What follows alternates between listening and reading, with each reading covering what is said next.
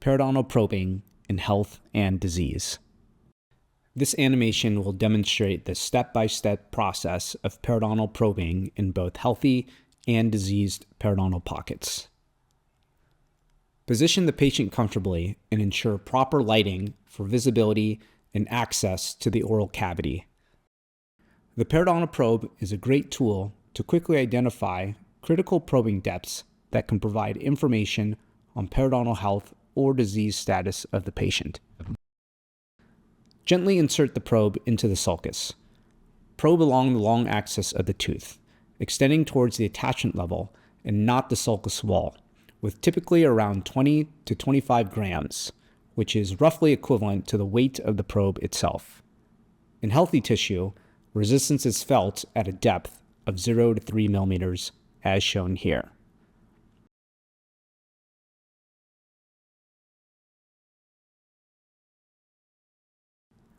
This is the anatomy of healthy gingiva, where the sulcus depth typically ranges between 0 to 3 millimeters, and there is no loss of attachment, highlighting the connective tissue attachment level at the CEJ and epithelial adhesion.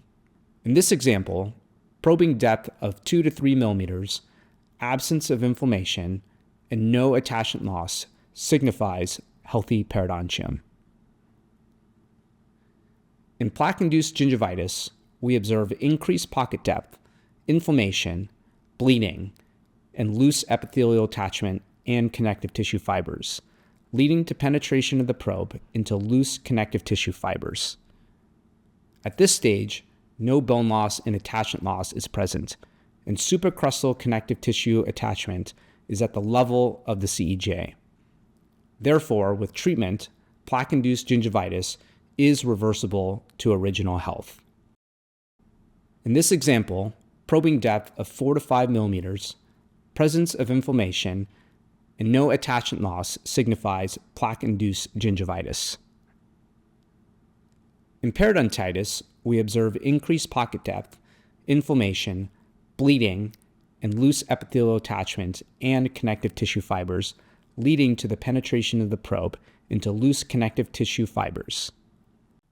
At this stage, bone loss and attachment loss is present, and we may observe gingival recession, as supracrustal connective tissue attachment is apical to the CEJ, and there is apical migration of the epithelium more than 1 millimeter apical to the CEJ.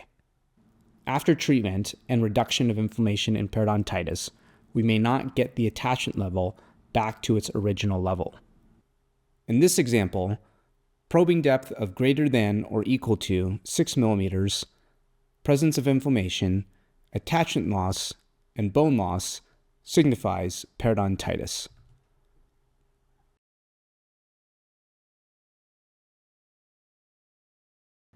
Measure the probing depth at 6 sites, including mesial buccal, mid-buccal, distal buccal, distal lingual, mid-lingual, mesial lingual of each tooth, by gently walking the probe from one position to next. Here, the probing depths are recorded as 323 from buccal and 334 from lingual. Ensure to record interproximal probing under the contact area to ensure accuracy, not at the line angle of the tooth.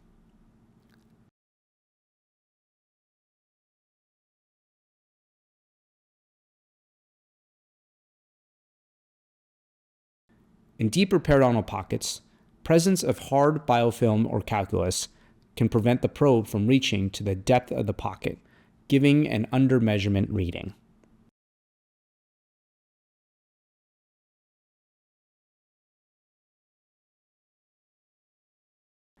This comparison highlights the differences in probing depth and tissue response between healthy and diseased periodontal conditions. Proper periodontal probing is essential for diagnosing and managing periodontal diseases effectively.